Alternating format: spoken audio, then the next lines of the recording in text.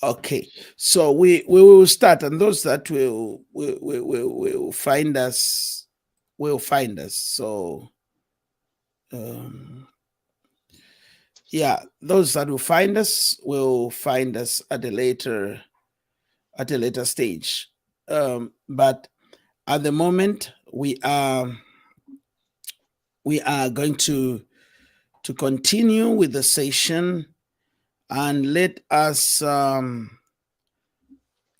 to module 5. I will be quick on module 5. I will cruise on it because we did quite a bit yesterday, even though we had a challenge with our signal due to the repairs that are going on in our area where my office is. So let us go straight on to module 5.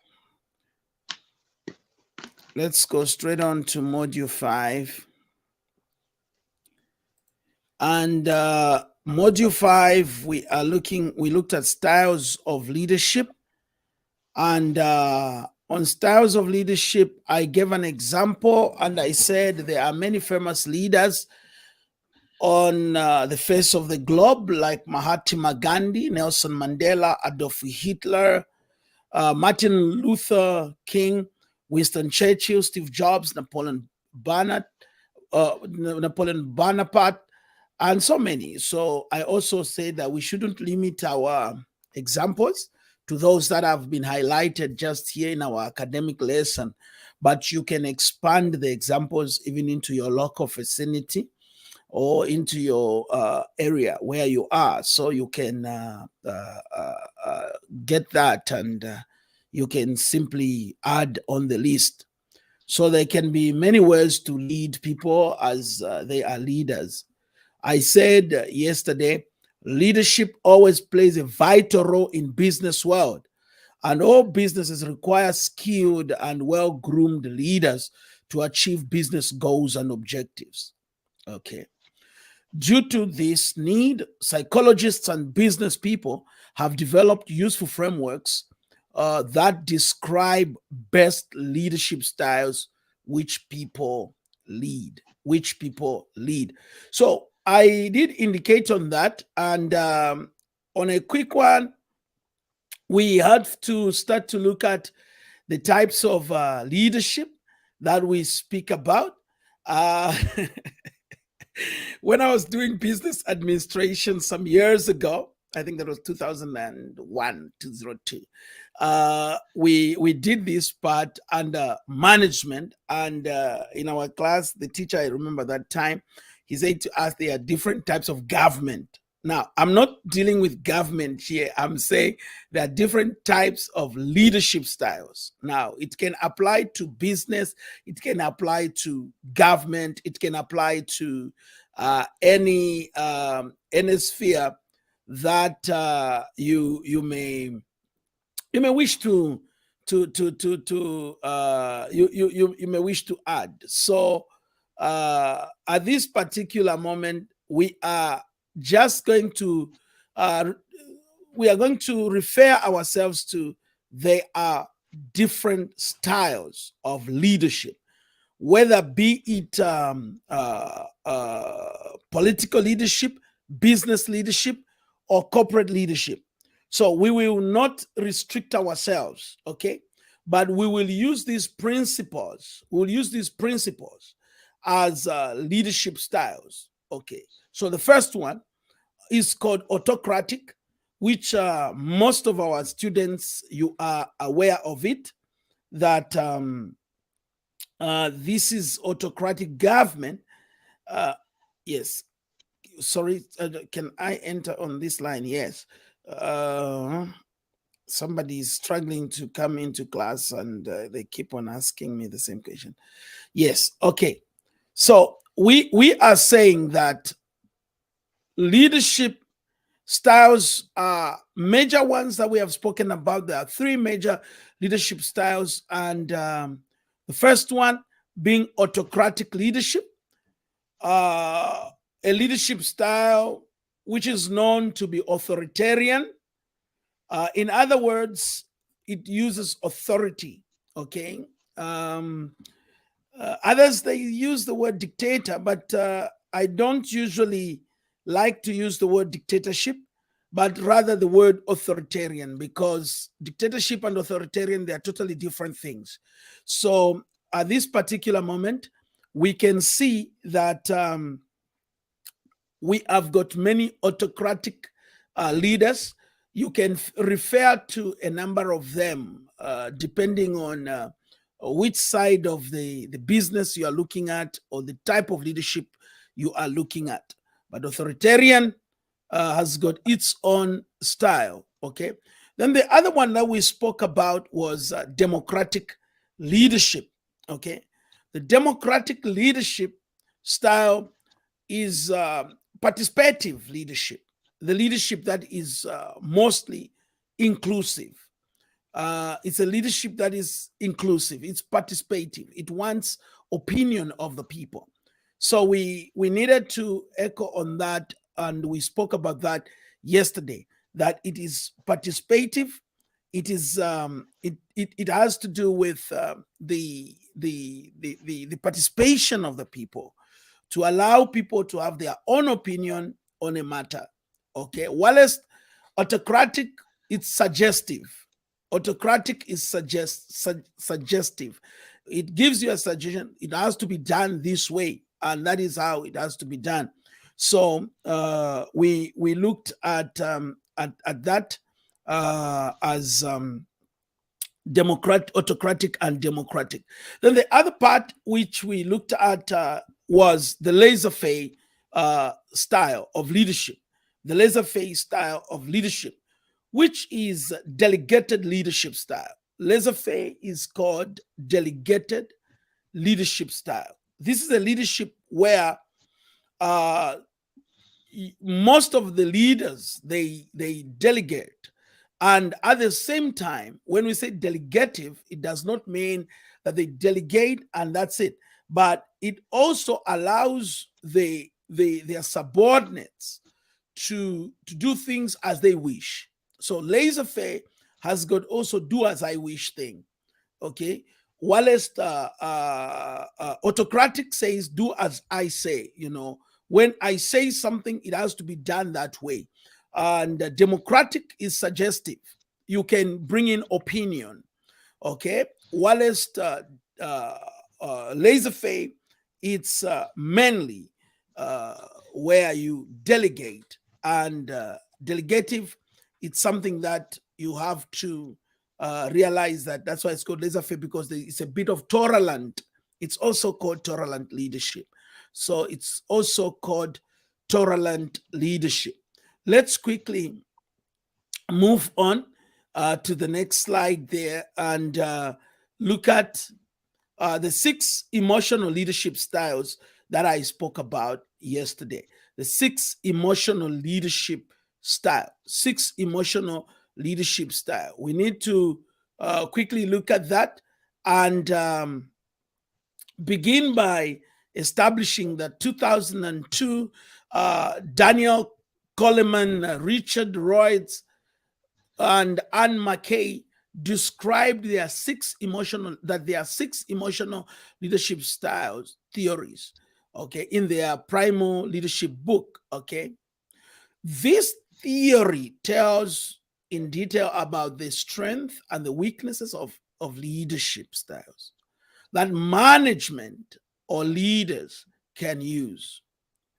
The theory also shows each leadership style can affect the emotions of team members.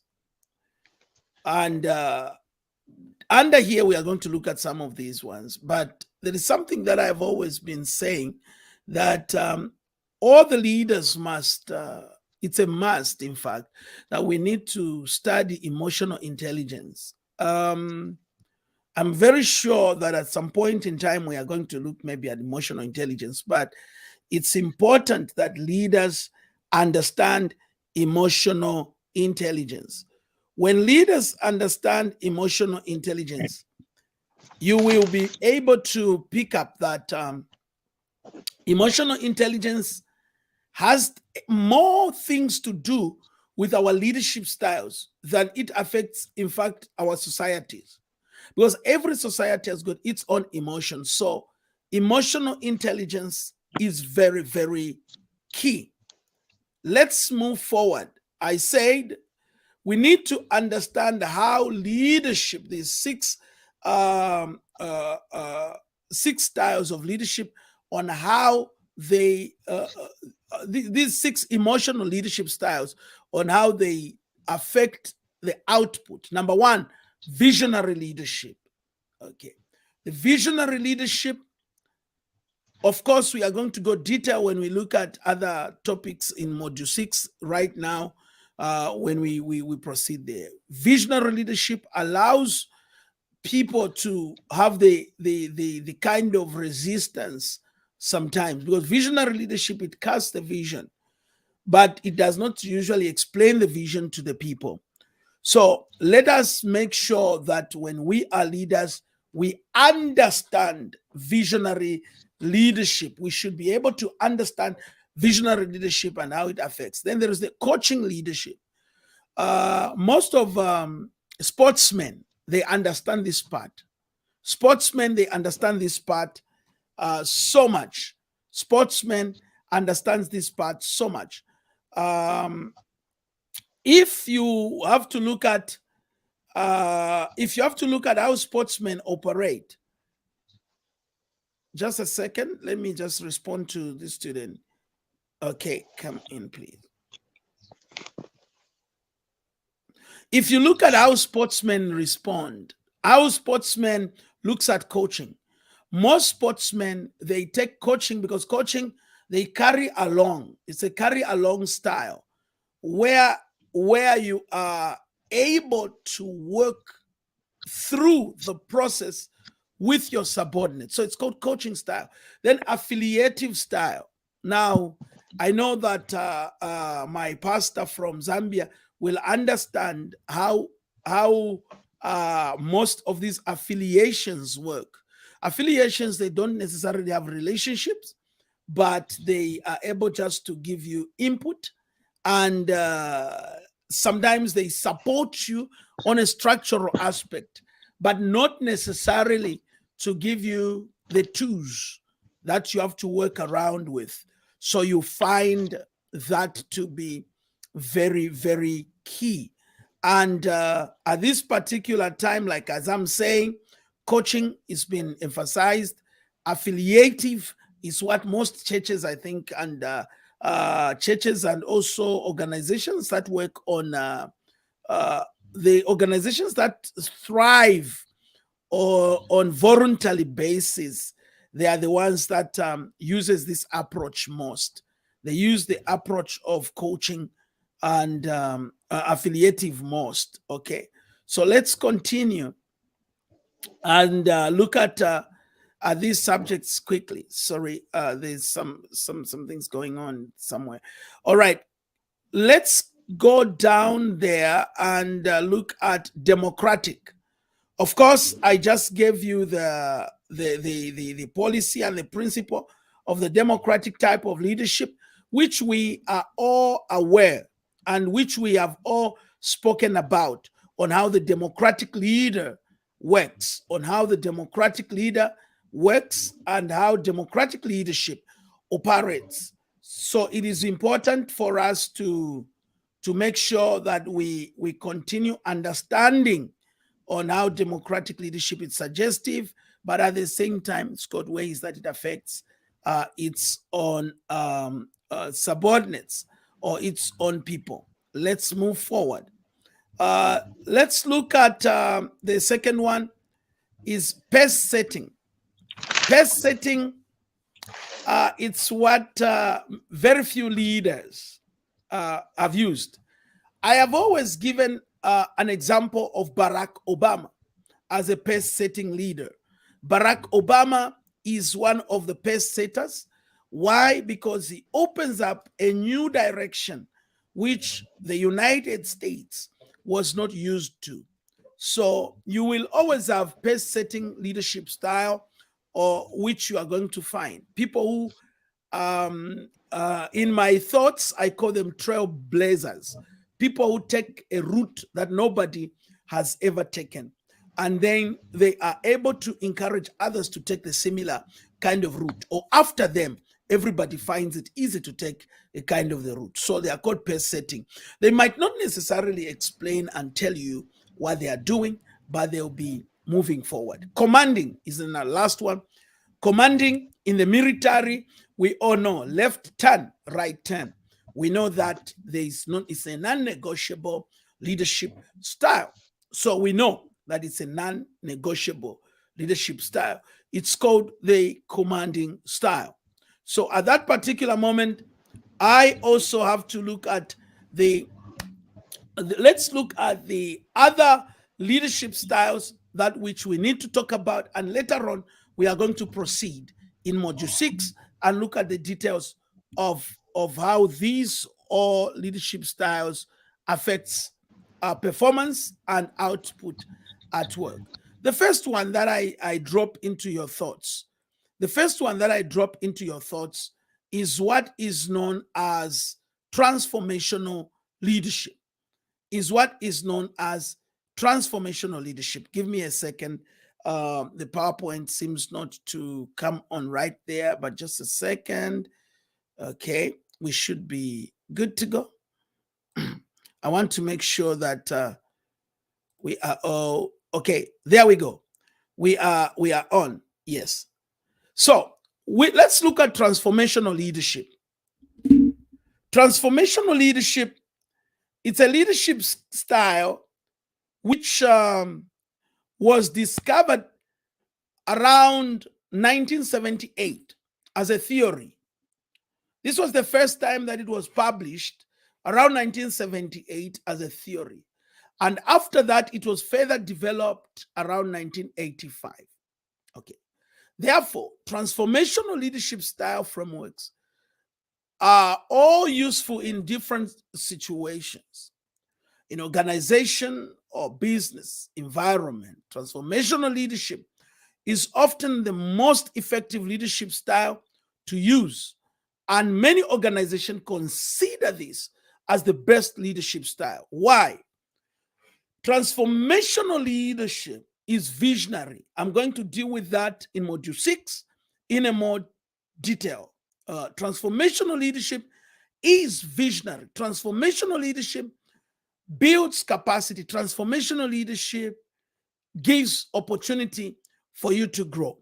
So many organizations, they prefer transformational leadership as one of the best leadership style. It's got also its own pitfalls, but it's considered as one of the best leadership style. The next one is called the bureaucratic leadership style. The next one is called the bureaucratic leadership style. Now, bureaucratic leadership style remains stick to the purpose or objectives and follows rules strictly. Now, remember, I gave you example of autocratic leadership.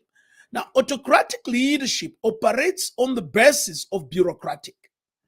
Autocratic leadership operates on the basis of bureaucratic. What does that mean? Autocratic leadership has got a system that things must work this way. Bureaucratic leadership has got hierarchies that communication, for example, must only be done in this style. So we call it bureaucratic as a monologue.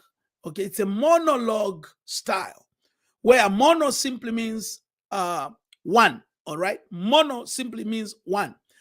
So whilst as we continue, I'll share other styles. So I first spoke about transformational leadership, and now I'm sharing on bureaucratic leadership. So they ensure that their team members follow procedures precisely.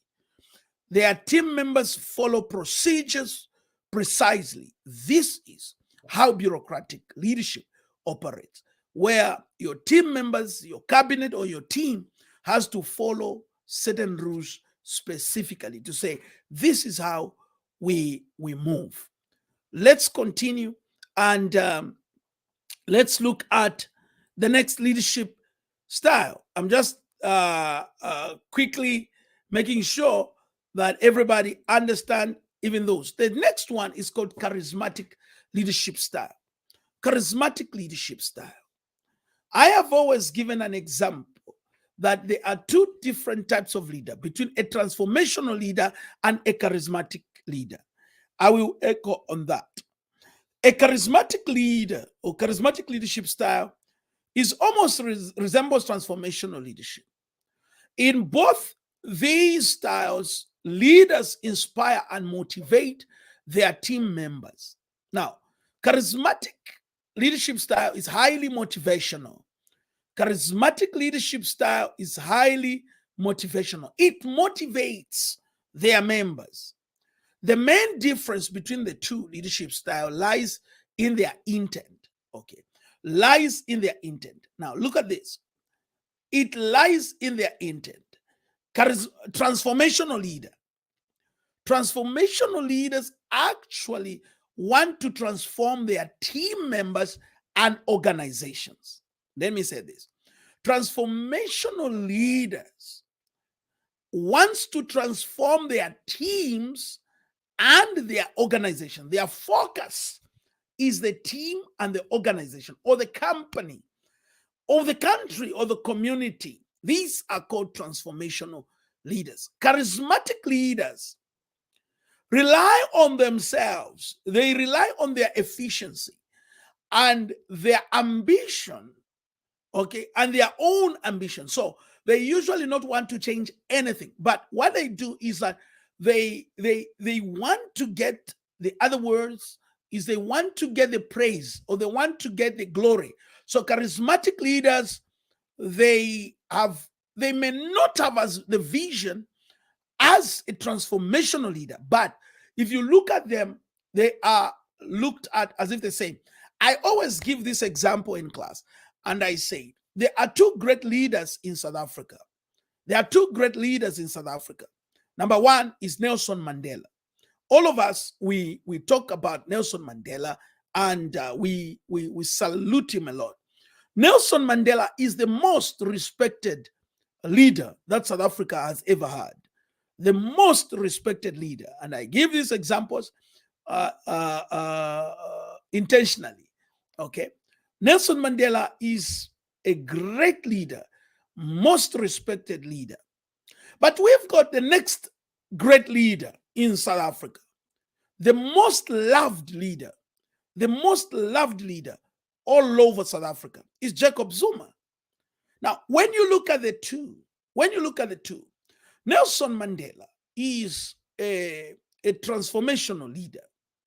Nelson Mandela is a transformational leader. Jacob Zuma is a charismatic leader. Now, you must understand the difference here, that they all command respect and crowds. They all.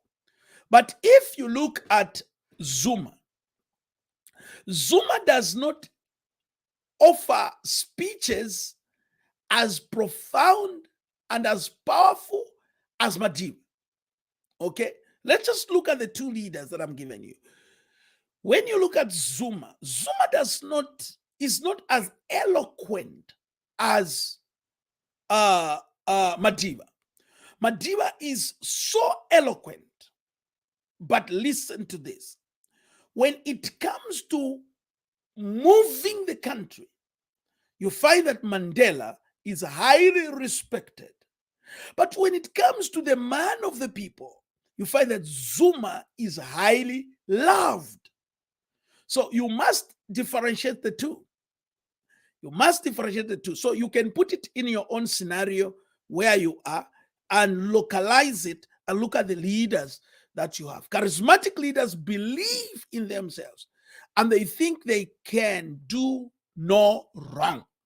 They think they can do no wrong. I remember when they were saying Zuma must go, he kept on asking them the question, can you tell me what wrong have I done?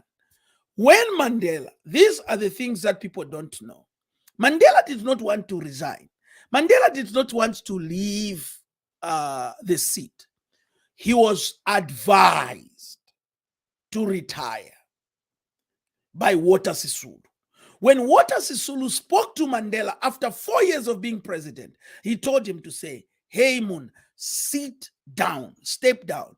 Mandela listened to his mentor, Walter Sisulu, and he sat down.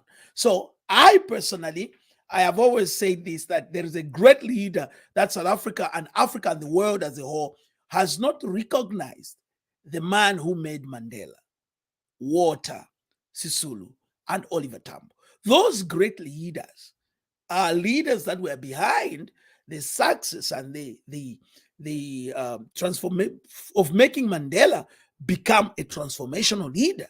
So we need to understand that. Let's go quickly because of time. All right. So that was the charismatic leader. The last one that I'll look at is the transactional leadership. Transactional leadership. I have stated yesterday on very key and important subjects, but I wanted us to look at this part of transactional leadership as a very strong part of leadership. This leadership style states that project team members should agree to obey their leader when they accept a job or task. Remember, transactional leaders actually refers to organizational pay for team members in return for their effort, both on a short term and a long term. Transactional leaders have a right to punish any team member if he or she does not meet an appropriate or described standard. So we look at transactional, the word transactional, just as the word itself suggests, transaction. So transactional leaders are always good managers. They are not as visionary as transformational leaders. Transactional leaders, they are always ready to transact, and they work on pay and check. That's how we call it, pay and check. That's how a transactional leader is referred to. They are referred to as pay and check. Okay, a quick one as we go to module 6. So when you look at module 5, I needed to break it down to having the understanding, and everybody should be on the same page from where we are coming from, so that when now we go into the nitty-gritties of these leadership styles, we are able to identify ourselves and say, this is what I need to achieve. Well, let me again apologize on behalf of those that are failing to log in. But because we don't have much time, this course is stipulated. All what I'm suggesting and I'm saying is that no matter what, as long as we have given you the logging in and the details, and if the student is struggling to come on, they should be able to communicate with us far ahead, so we know what can be done, so we can send the details to them later. Let's proceed after this. Yes, I've taken my water. So let's proceed now to module number 6. Sorry, let's proceed to module 5. Unless there is any comment or question which I can pick on that. Is there any question for now? Okay. All right. In my inbox. Doc, I have a question. Yes. Yes, I can hear you. When we analyze, I think because Africa attained its independence almost at the same time. Yes. Though maybe South Africa late. But when we analyze these leadership models for Africa, where Yes. do you think the continent has been anchored on, or where has Okay. it been revolving on in terms of leadership, and where is there a struggle? Because we seem to Okay. have similar patterns across Africa. Yes. All right. Yeah. My answering on that could be since if we have to put it on our macro answering of the question on our continent, like Africa was celebrating the Africa Day this week. Yes. Our leadership styles, remember, Africa has been growing. And from the African Institute, we've got a stand which we are looking at. And we are saying the system of governance which we are following, firstly, it's not our own. That must be challenging, you know. It's like you are using a bicycle that is not of your own. That becomes very challenging when you look at where we are and where we ought to be. The main challenge there has been, number one, the history. Remember, we are coming from a history of colonialism. Then, thereafter colonialism, we had what we call independence. And that independence which we speak about, of course, is political independence. But after that, we never developed institutions of governance. That's where the problem lies. Allow me again, as a scholar, one of my thesis is based on the politics of Africa. Specifically, my study was done why the African National Congress, the ANC, has survived 110 years. Although the time I was doing this thesis, it was at 100 years.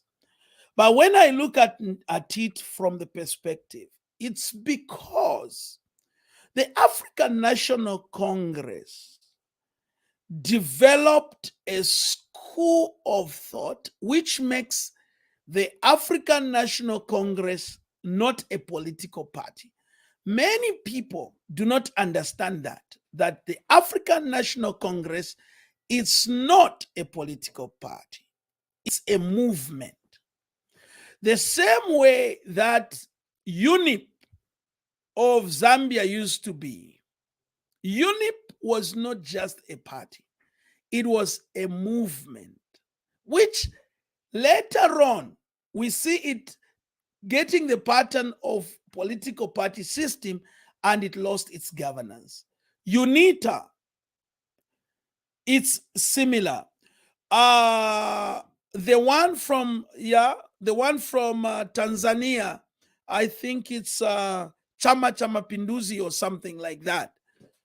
It's now all these, they have a philosophy.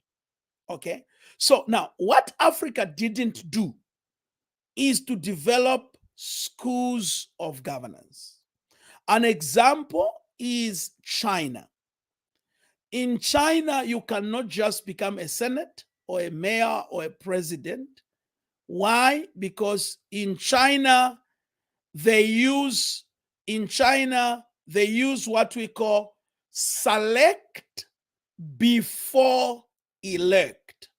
So China uses select. Mr. Chongo is coming now. So China is select before elect. Now, it is there where our continent suffers. So when you look at most of our leaders, the first crop of leaders were transformational leaders, right? They did not become transformational leaders by accident or default. They were schooled on how to work as a transformational leader. And in this course that we are running, That's why in applied leadership, you see so many types of leadership that we are examining. And then yourself, you have to choose to say, okay, me, I want to be an autocratic leader, or me, I want to be a democratic leader, or me, I want to be a laissez-faire type of leader. But at the same time, you judge yourself and you say, me, I want to be a transformational leader, or I want to be a transactional leader. Why do I say so? It's because all these leadership styles have got their own advantages and weaknesses. And right now, as we are going into Module 6, we are going to look at some of those nitty-gritties. I hope that I've answered. But the main problem, the main problem is that our countries in Africa across, they do not have institutions where we groom our political figureheads. I would give you a very simple example. Like I said, my thesis on South Africa, on the study of the African National Congress. In the African National Congress, if you came to South Africa today, I heard when the president in Zambia used the word no cadarism. They used the word no cadarism. That is political ignorance. Now, I'm saying to you in class, not outside not outside class, but that shows how political ignorant we are as continent. Because the word cadre simply means a disciplined follower of a philosophy, a disciplined. So how then do you say, let's remove cadarism? Immediately we say that there is a misinterpretation. What they did not preach for all the years, because when you look at like a concept of Zambia, like I'm giving an example, because you are right there in Zambia. So it's very important for me to give this example from the Zambian perspective. And Mr. Chongo is also from Zambia right there. They have got others from South Africa that are here, Lina Banks and the rest. But when I'm Kefilo Ndaba, also I think from South Africa, I saw her in class, but I can't see whether she's in or not. Miss Mwans, I think is coming from Zambia, but so I can see others. Okay. Now, when I give an example there was a misnomer on who is a cadre. There was a misnomer because for them in Zambia, when they used the word cadre, they looked at thugs, they looked at hooligans. They did not look at the definition itself. Now, a political organization thrives on the strength of its cadres. That's it, period. Any political movement thrives on the strength of its cadres. So, if you have intellectual cadres, you are likely to have an intellectual organization or country.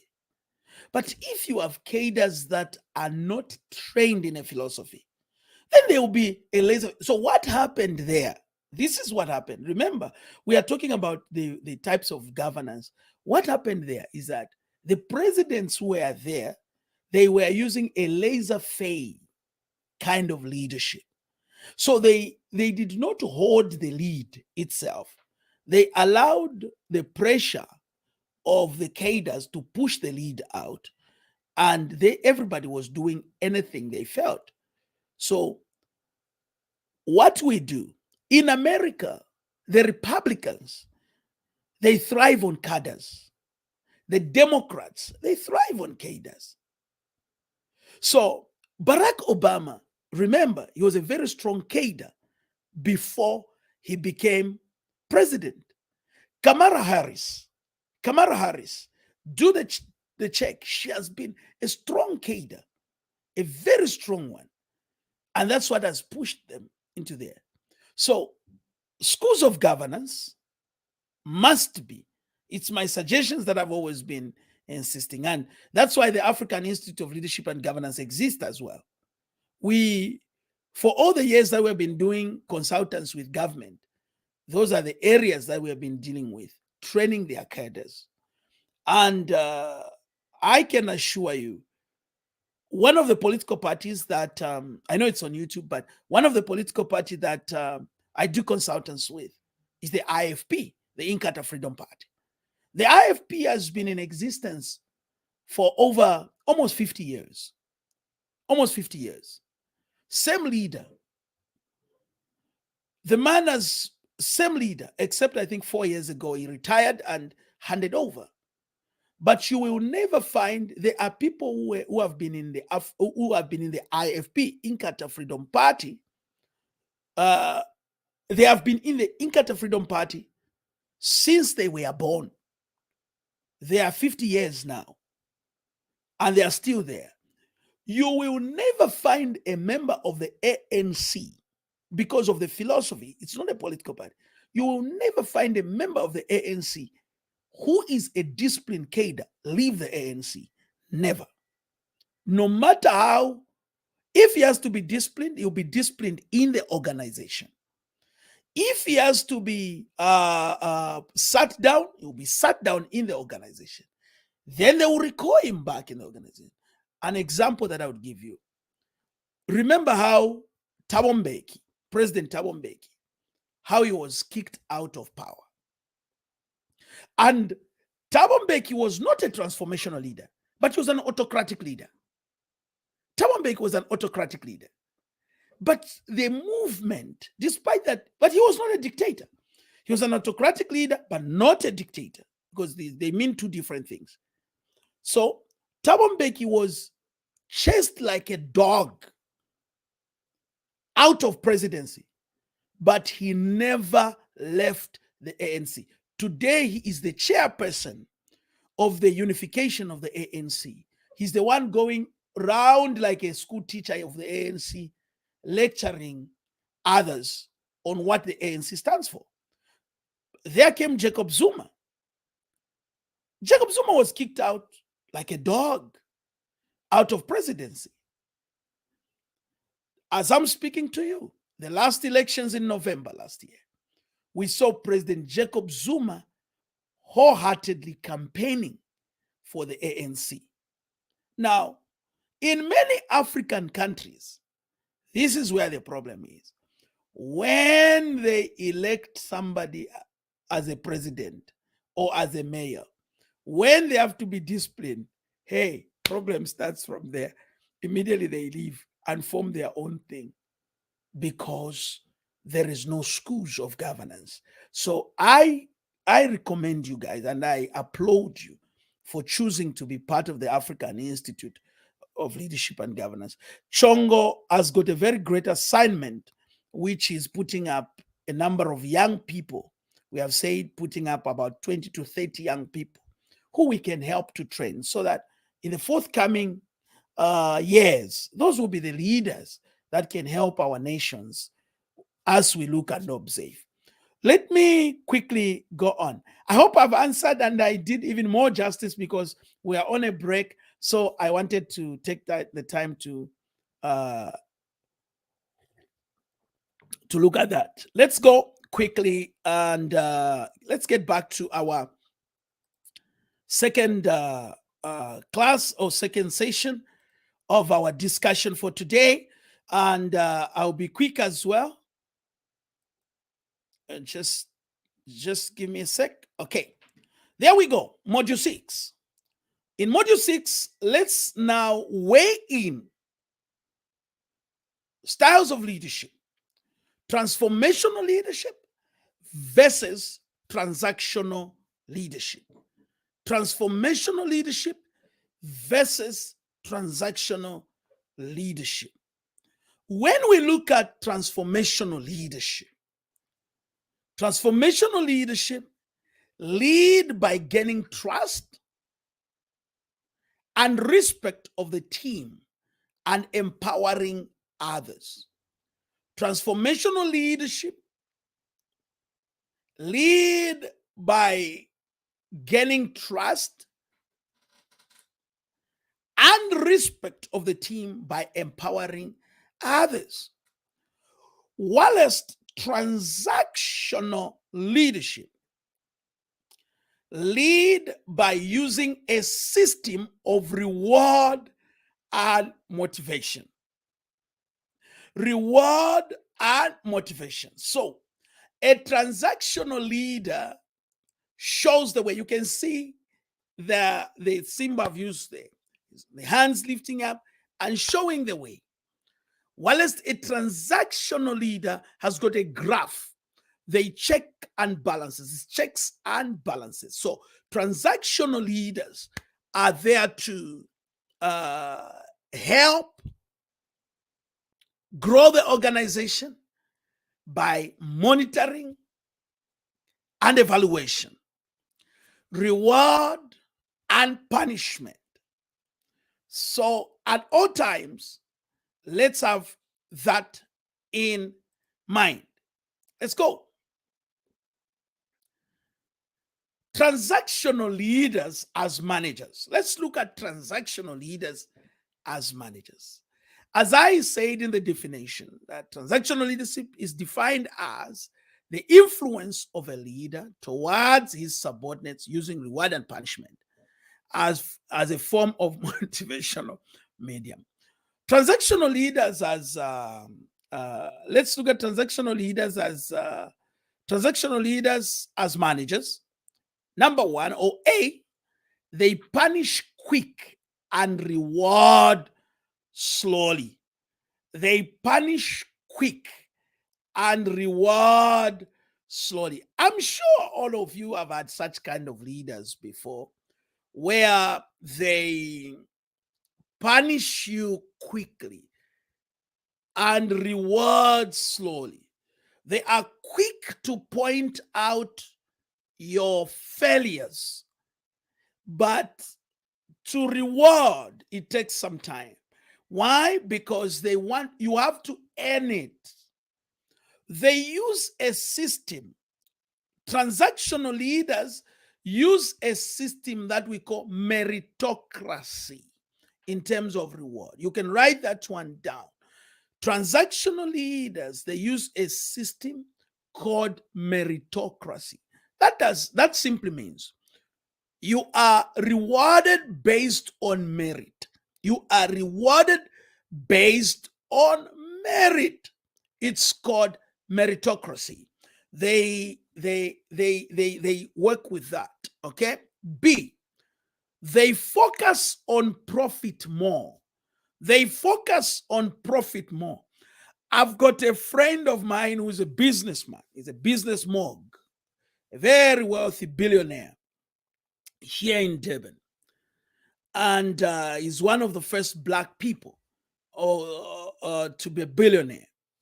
So one of the days I was visiting him and I was discussing something business-wise with him.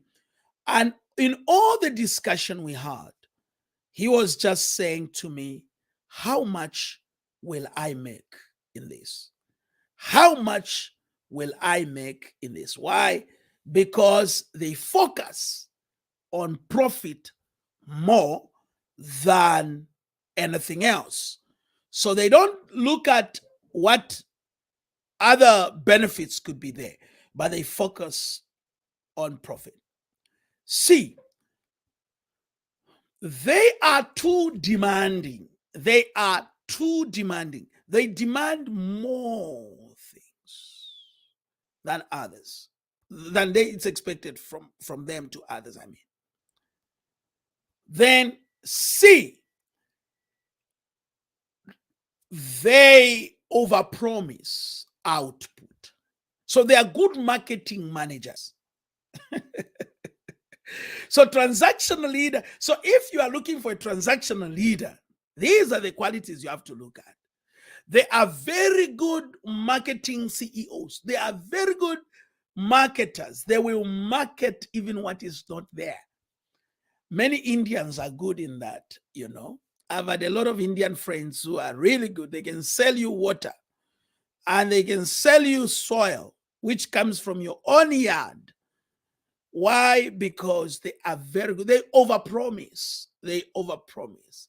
So imagine having a leader a president or a mayor or a counselor. Yeah, by the way, our counselor is supposed to be in class, Miss Teresa Edward. She wrote to me. She was asking about the class for yesterday because she's one of the students. Now, I didn't see if she's on, But imagine having a counselor who is a transactional leader. They will always over promise. They really take you to another height. They will hype you. But remember,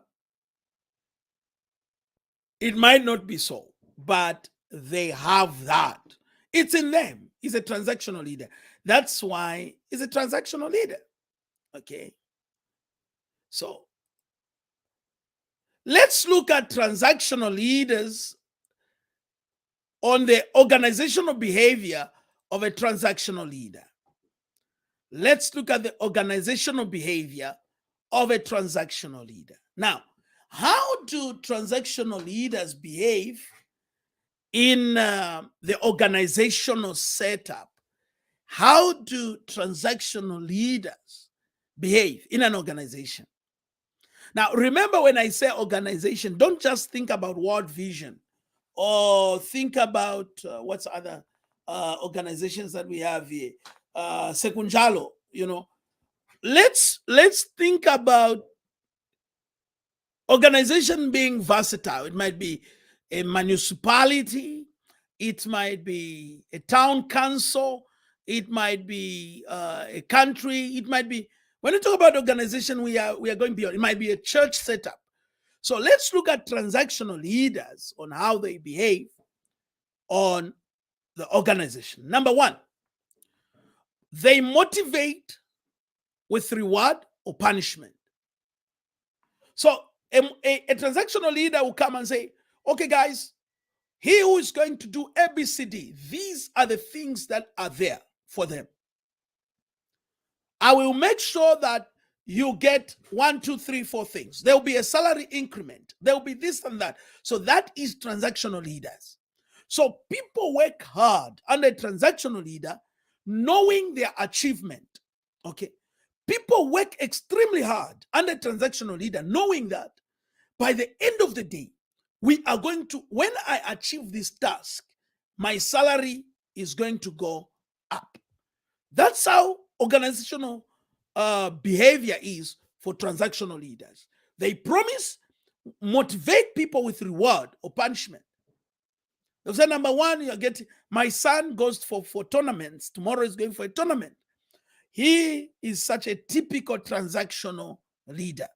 He was telling me yesterday, Daddy, the money you are paying for me to go to the tournament, it's not a waste. Number one, I'm taking a trophy.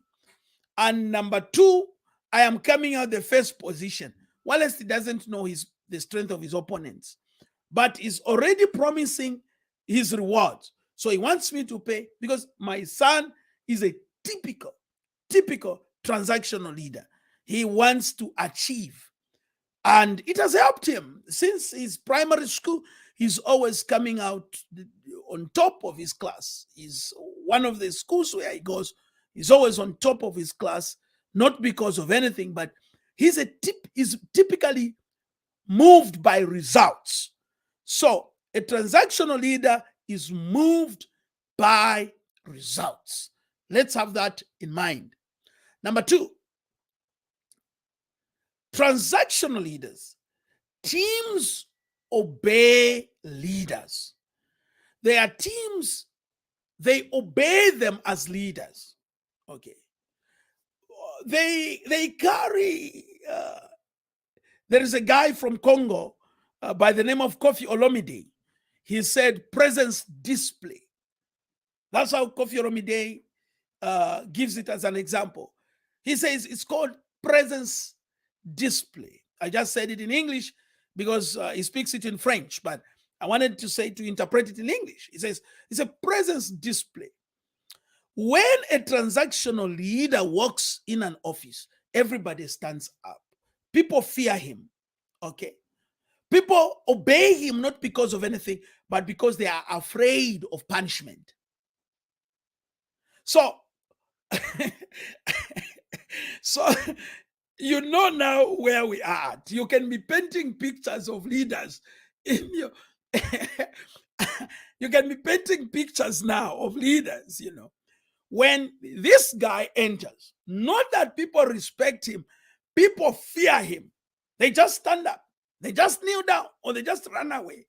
I remember in the years of our childhood, when TVs were a very important thing to have.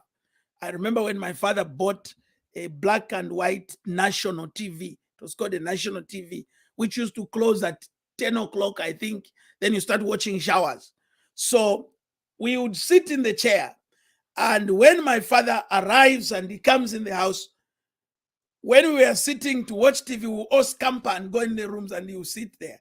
Or if we are sitting on the chair, you want to be stubborn, you move from the chair, you sit on the floor, and you want to watch TV.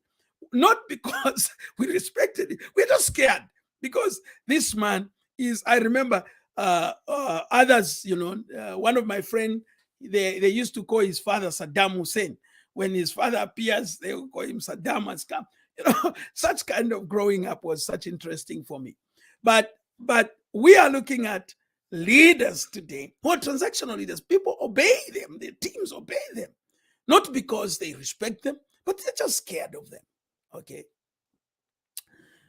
Number 3, okay, on their organizational behavior. Teams are closely monitored and controlled. Teams are closely monitored and controlled. That's how a transactional leader works. They are hands-on. They are hands-on. The late President Michael Sata of Zambia, you remember him. We've got people who are hands-on. The late President Idi Amin, hands-on. They would go in there, specifically supervise, walk around and check everywhere. We've got such transactional leaders. We've got such transactional leaders. And remember, they thrive on punishment and reward. If they find you're not doing something, hey, you are fired. You are not doing something, hey, you are fired. 1970, I think it was 1979 or 1970, yeah. Idi Amin story. I think when he chased the Indians and all that, I need to check my political books, where he just walked in and he told all the Indians, you are going, you're going, you're going, you're going. Why? Because the transactional leader. He did not need the explanation. You have made a mistake. There is the door. Transactional leaders works like that. So teams are monitored closely. Now, what does that mean? It helps also the organization to achieve perfection. If you are a leader like me who loves excellency, having a transactional leader, you need a transactional leader as your deputy. You don't need transactional leaders usually as the head, as a headmaster. In school, we used to call them headmaster. You need transactional leaders. They are very good deputy headmasters. They deputize because they are supposed to do that. I'm going to look at that quickly. But let's move fast. Yeah. Today we're gonna do a little bit more of time. It's already past our time, but let's finish this thing. So let's look at the pros and cons of transactional leaders. What are the advantages and disadvantages of transactional leaders? Let's look at that. They are called the pros and cons of transactional leaders. Okay. Let's look at the pros. Number 1, performance is rewarded. Performance is rewarded. Remember, I said transactional leaders is also, or transactional leadership, it's also called meritocracy. All right? Just give me a second. Transactional leaders or transactional leadership is also called meritocracy. I'm not sure what happened to the slide. Let's go. I want to make sure the slide is on the screen. Okay, I see it's on there now. So I am saying performance is rewarded. So if you work well, transactional leaders will always reward you. So people are motivated by their work. Okay. When we look at this, we are also saying employees who deliver results are rewarded, good behavior is promoted and encouraged. What are the other advantages? The pros: productive or productivity. Short-term goals can be achieved quickly, and highly productivity is repetitively processed or in process. So productivity increase for a short-term goal. Remember, transactional leader on a short-term goal. These guys, they are able to motivate people.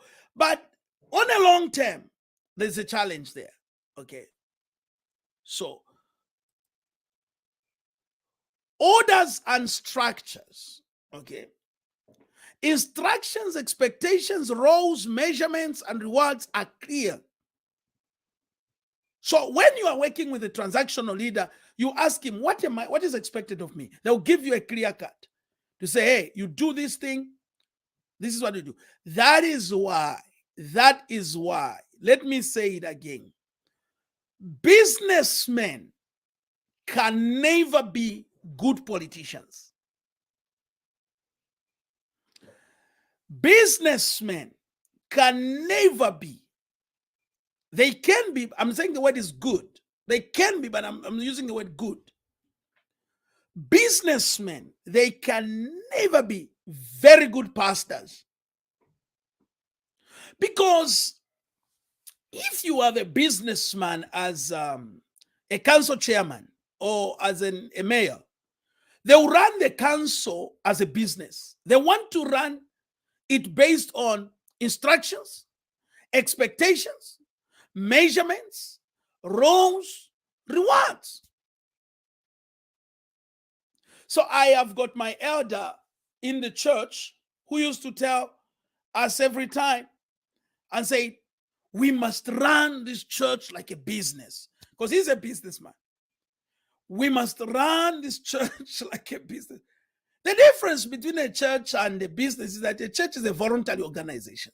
People join there voluntarily. People, they come there voluntarily. They contribute voluntarily. You cannot go and start searching their pockets. You become a thief. So, but businessmen, they look at it from there. If you get a transactional leader or as a village headman, he would want everybody. So for a short period of time, people are excited with a transactional leader. For a short-term goal, you need a transactional leader. For a short-term goal, listen to this, for a short-term goal, transactional leaders are good, very good. President Michael Sata, I gave you an example. 3 years of him being president, 3 years of him being president, the country called Zambia was turned into something else. Investor appetite and everything was coming up when you are the transactional leader. There comes a laissez-faire leader who picks it up. Another one called President Lungu. He takes it up. He's a laissez-faire leader. Everything that was going on well, everything is going on wrong. What does that tell us? That tells us that leadership is an embodiment which all of us must embrace. It's not about the organization. It's about the leader, the style the leader runs. You can refer it to businesses. You can refer it to organizations. Let's look at what are the disadvantages. Let's look at the disadvantages. So I looked at the pros. Limited creativity. So transactional leaders are limited in their creativity. Transactional leaders are limited in their creativity. The strict and rigid system discourages creativity and innovation. You know, when you are under a transactional leader, there is just this thing that you feel like this guy is rigid or this guy is too strict. And because of that, you are afraid of making mistakes. So because you are afraid of making mistakes, you make more mistakes. Okay? So transactional leadership allows a person to make more mistakes, it creates an environment of making mistakes. And please look at these things very close because questions may be given to you at some point. So transactional leadership gives people fear, and because of that, people make mistakes. What are some of the disadvantages? Number 2, punishment. Punishment such as lack of bonuses, demotions, blame, negative criticism, etc. in law engagements. People experience that under transactional leadership. Lastly, motivational problem. Motivational problem. Some people need other motivation than performance related to reward and job appraisals. So I'm looking at transactional leadership versus transformational leadership versus transactional leadership. So we started with transactional leadership. Let's go now and look at transformational leadership. A transformational leader or transformational leaders as managers. Remember, I said transformational leadership, it's visionary. Transformational leadership is motivational. Let's look at this. How does a transformational leader behaves as a manager? Number 1, knowledge acquisition. Knowledge communication. Putting knowledge into practice. That's transformational leader. Transformational leader brings out product innovation. So it's so innovative, it creates room for innovation. Brings what we call product innovation. And it brings out process innovation. That is what is known as transformational leader. Okay, let's go. We are looking at organizational behavior of a transformational leader. We have looked at all this for transactional leaders. Now we are on a transformational leader. Organizational behavior of transformational leader. There is what we call the 4 eyes of a transformational leader. Eyes as in eye. My son calls it EP ink. The 4 eyes of the transformational leader. Number 1 is called idealize, inspirational, intellectual, individualized. We will look at that one by one. The 4 eyes of a transformational leader. Remember, we are looking at transformational leader versus transactional leader. The 4 eyes, I said it individualized. Individualized simply means influence. Individualized simply means influence. Individualized simply means influence.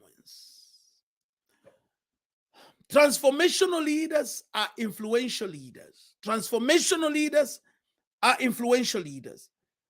They are able to influence others to a specific vision or goal.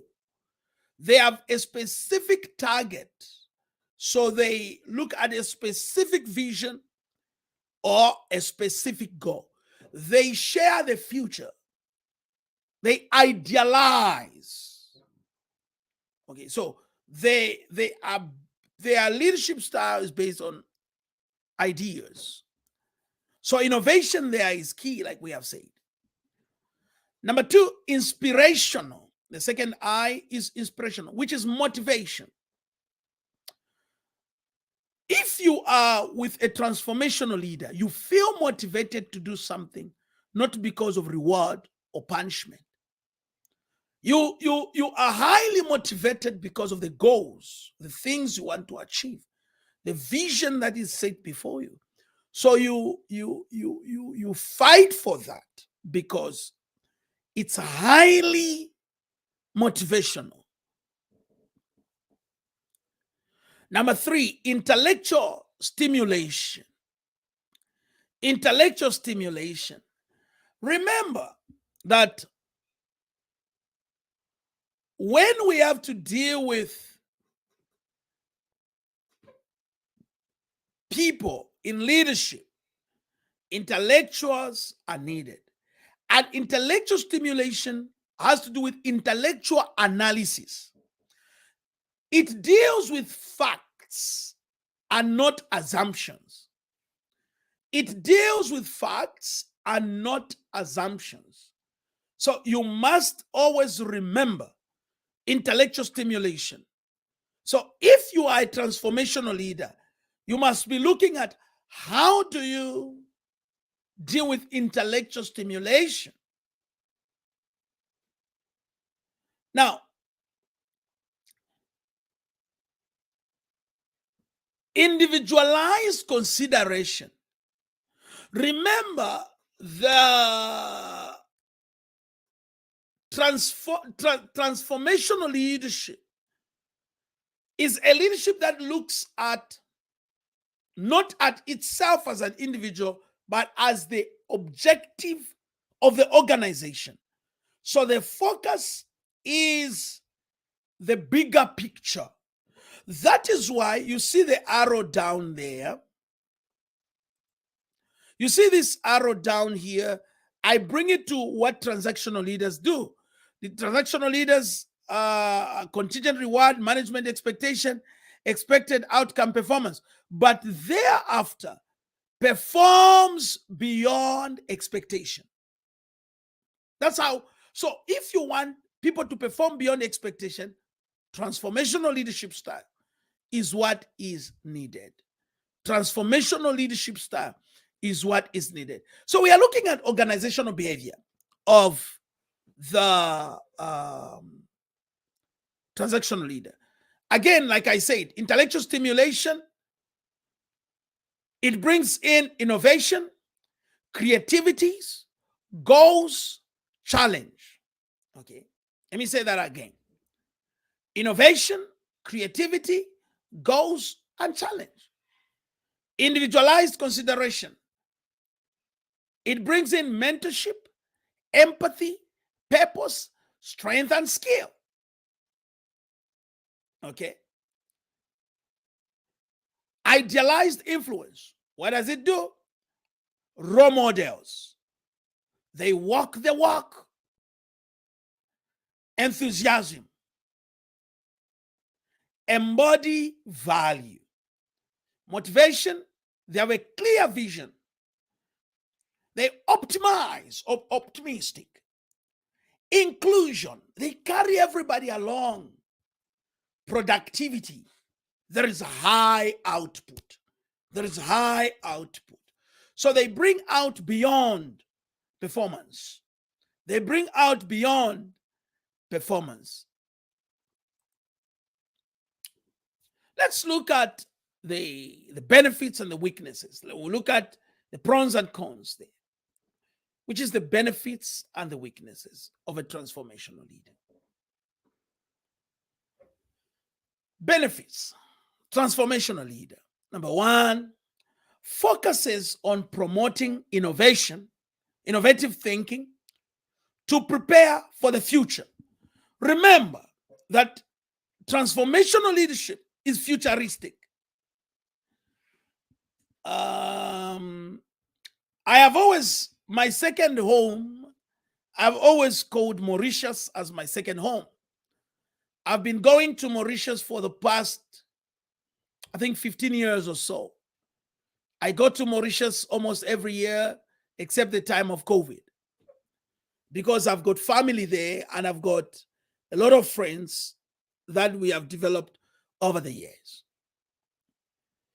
One problem that we have in Mauritius, which I find that it was lack of transformational leadership, is on the issue of the road infrastructure and planning, more especially on what we call in the townships or in their homes.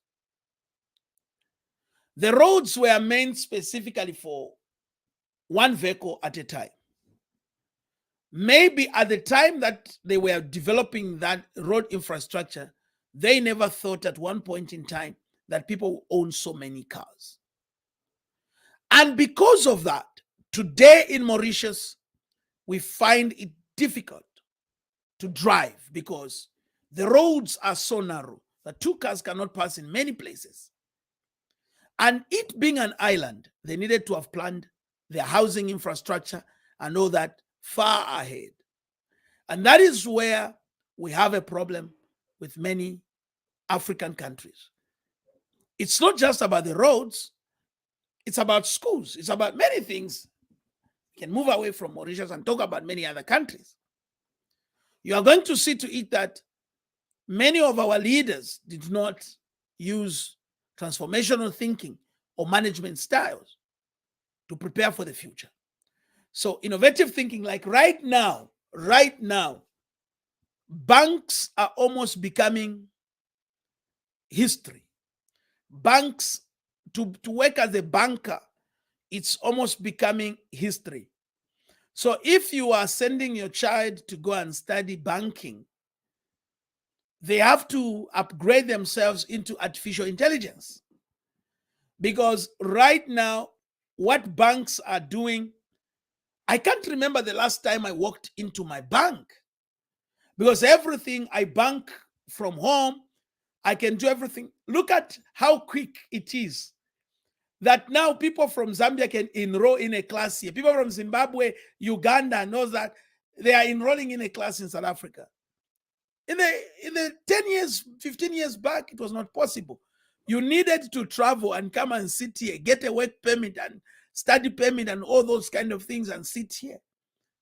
But today, everything is different. We've got lecturers from UK, lecturers from wherever, and things are all different. Why? Because of innovative thinking. So transformational leaders must requires us to think ahead and plan ahead. So those are some of the benefits. Number 2, helps to keep the business, product, or service competitive and relevant. When you have a transformational leader, your business will be up and you will always be competitive. Why? There's competitiveness because you're always ahead, thinking, what do I need to do? What next can we do? Why? Because you are an innovative thinker, or you are a transformational leader. These are the benefits of being a transformational manager or transformational leader. Transformational leaders can develop adaptable employees.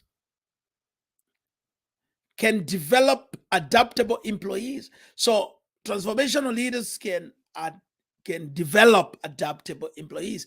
And also transformational leaders, they are able, like I say, they cast a vision, but at the same time, they are able to build. So they can build up. Let's look at their weaknesses. Transformational leaders. Transformational leaders requires significant resilience and acceptance to change. Let me be slow. Weaknesses. Transformational leaders require significant resilience and acceptance to change. Okay? So remember, It takes a process. Transformational leaders' weakness challenges the status quo and institutional wisdom. So remember, some of the transactional leaders are trailblazers. So this just challenges the status quo of your organization or your company. And you may want to do something and everybody says, hey, no, man. Lastly, they may cause experienced employees who are unwilling to change to seek work elsewhere. All right. Yeah, this is interesting. This is interesting. Ladies and gentlemen, we have looked at all this, and I have labored to bring to you Module 5 and Module 6. And we have come to that time that we close the Module 6. And your next class will be next week. So thank you so very much for being part and parcel of this session. I hope you have enjoyed. Bye-bye.